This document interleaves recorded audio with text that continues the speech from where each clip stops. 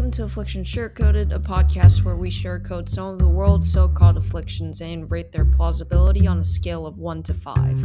I'm Minnie Kim, and today we'll be sugarcoating the 60 minutes timer. I think it's fun to begin with a little bit of history because it's interesting to think about how far civilizations have come at making things better and better, especially such a core tenet such as time. It started with the Egyptians, Babylonians, and the Chinese, but we'll go a bit deeper than that. First, the ancient timekeeping devices. We have water clocks. They were used by ancient Egyptians, Greeks, and Chinese, and these relied on water flow to measure time intervals. Then we have the hourglasses. It's popular in medieval Europe. These used sand to measure short durations, often for maritime navigation or cooking. Then we have the mechanical timers, the pendulum clocks of 1656. Pendulum clocks improved timekeeping accuracy, and they were later adapted for countdown mechanisms. Then we have the spring wound timers. They were used in cooking, industry, and scientific experiments. These mechanical timers, they relied on wound springs to count down a set time. So we're getting a bit mechanical here. Then we have the industrial boom, the industrial and electrical timers.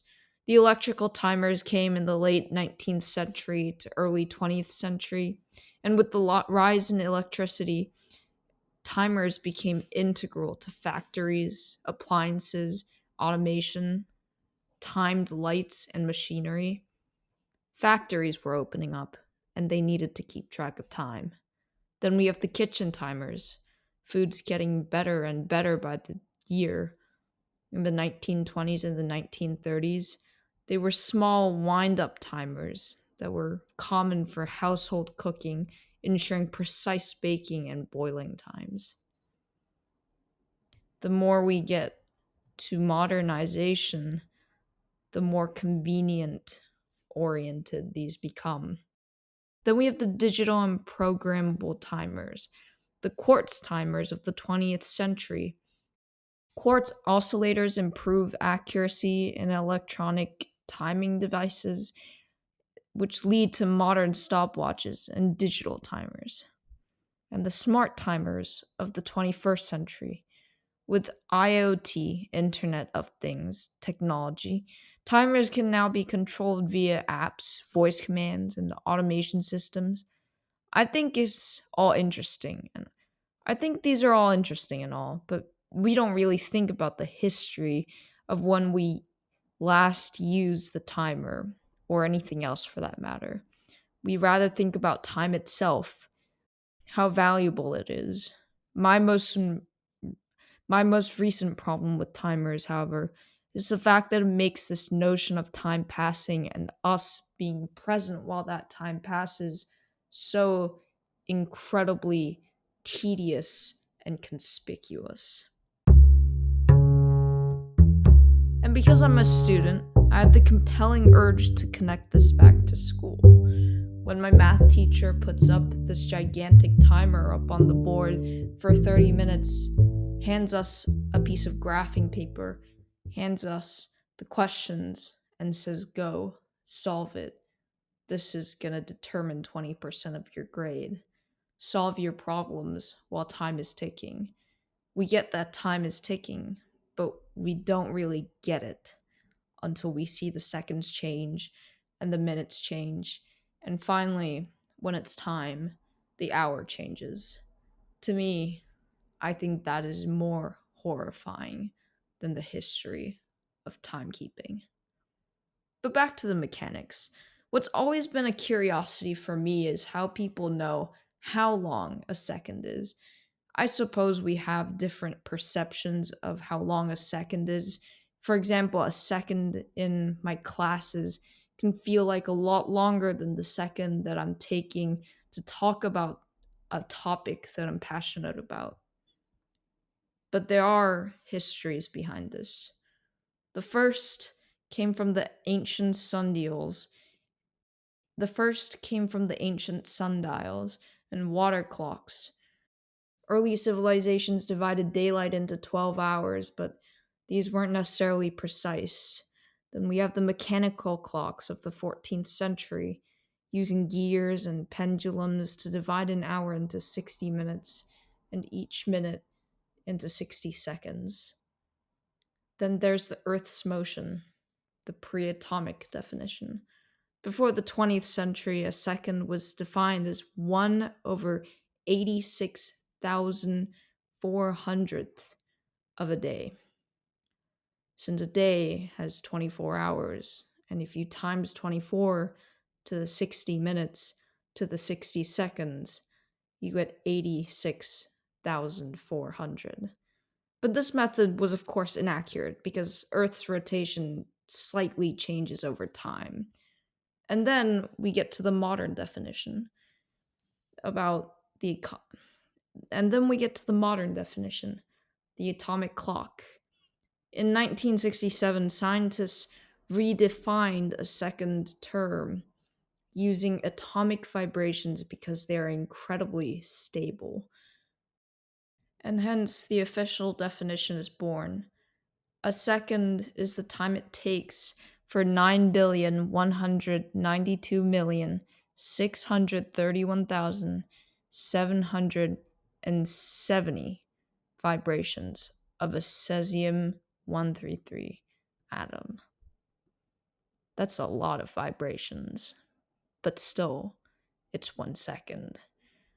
Atomic clocks are now used to set global time standards like UTC, um, Greenwich time, etc. But how exactly do people measure it? Atomic clocks in labs provide the most accurate seconds, but everyday devices like quartz watches and phone clocks rely on vibrations from quartz crystals to keep time. The internet and GPS systems sync with atomic clocks to ensure precise timing, and how exactly the labs connect to the GPS systems, I still don't know. I feel like that's another thing to find out another day. But I don't even want to know how I don't even want to think about how much time and energy it took to convince the entire world that this was a second, which got me thinking, before 1967, when the official definition of what a second was determined accurately by today's standards at least, were people's clocks wrong? The fact that their alarm clocks were off by several seconds, several minutes, did that bother them? Were they wrongly timed? And it also makes us think, are we being wrongly timed right now if in the future we think of a better, more accurate definition of a second? Or is this second's definition definitely fixed?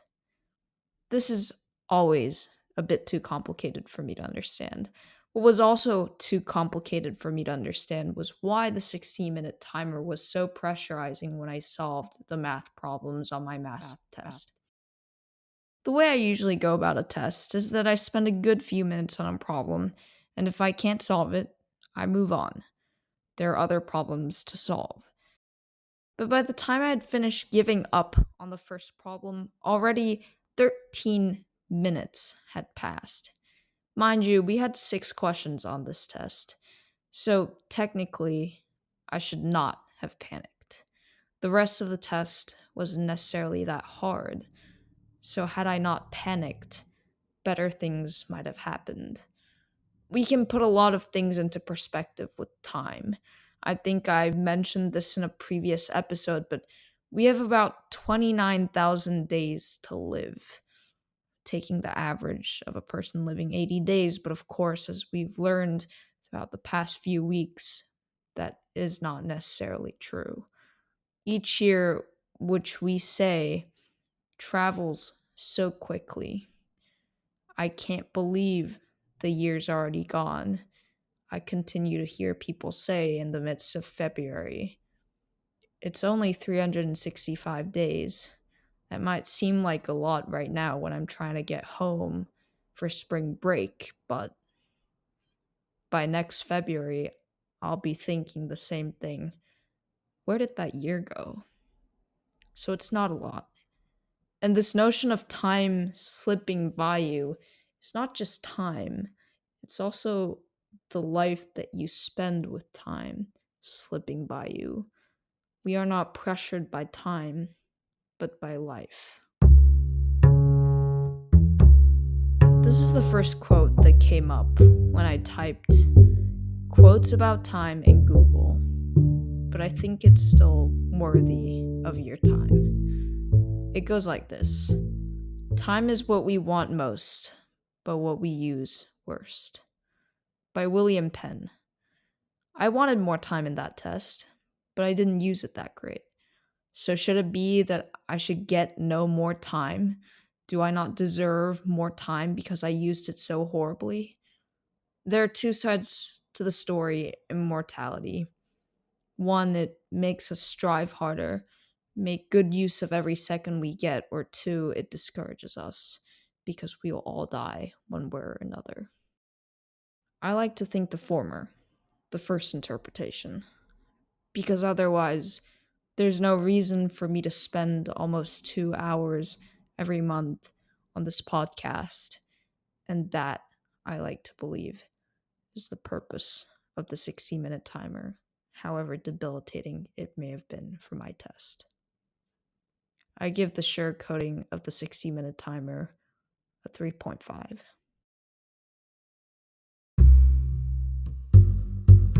This podcast was written and produced by me, Minnie Kim. If you have any comments or reviews, please feel free to write any and all thoughts on your podcast reviews.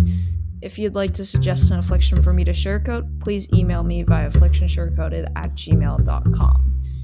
Now, keeping in mind that we probably have less than 29,000 days to live, I hope you enjoy your day, and I hope this episode was worth your time.